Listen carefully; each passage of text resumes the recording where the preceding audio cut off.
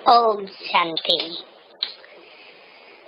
हम एक सुंदर समय पर खड़े हैं जिसे पुरुषोत्तम संगम युग कहा जाता है।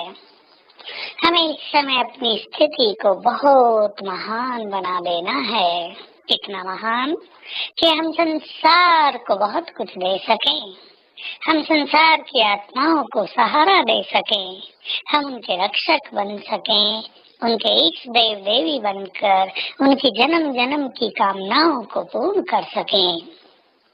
इसके लिए हमें अपनी स्थिति एक बल एक भरोसे पर ले जानी है।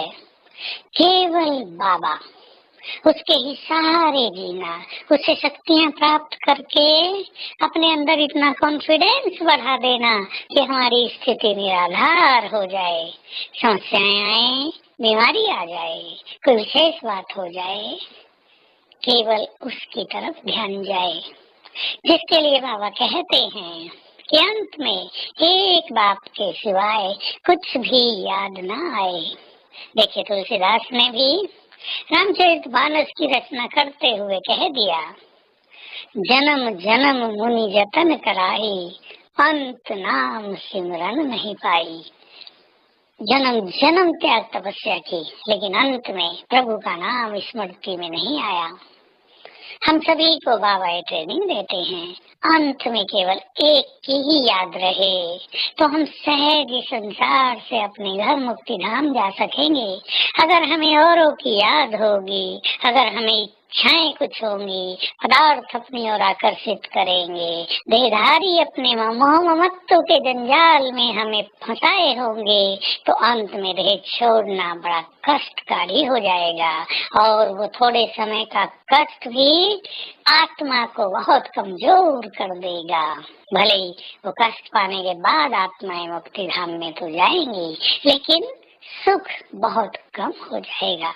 हम सभी अपने को ऐसा महान बनाएं कि जैसे हमें किसी का भी सहारा नहीं चाहिए, हम स्वयं में भी समर्थ हो जाएं अपने योग बल के आधार से, अपनी त्याग तपस्या के आधार से, अपनी धारणाओं के आधार से, और हम दूसरों को भी इस तरह सच्चा सहारा देते चले। तो चलिए आज से हम सभी बेफिक्र बादशाह बन जाएं। इस संसार में, इस कांटों के जंगल में शेर की तरह अकेले ही विचरण करें। इसका अर्थ ये नहीं कि हम घर बार छोड़ के चल दें, आप बच्चों का ध्यान न दें, लेकिन बहुत समर्थ, किसी भी समस्या से घबराने वाले नहीं, निर्भय बेफिक्र बादशाह। स्वयं भगवान हमें साथ दे रहा है, हजार भुजाओं सहित वो हमारे साथ है, उसकी छत्र छाया हमारे सिर पर है। ये सब होते हुए हम निर्भय, हम निश्चिंत, साथ में मेरे को तेरे में बदलते चले। होता क्या है, कोई बात आने पर हम देहधारियों की ओर देखते हैं, पहला ही संकल्प फलाना फलानी उसकी ओर जाता है, तो ईश्वरीय साथ छूट जाता है, उसकी मदद से हम वंचित हो जाते हैं। और यदि हमारा पहला ही संकल्प ऊपर की ओर जाए, बाबा सर्वशक्तिमान, हम उसका आह्वान कर ले, आ जाओ।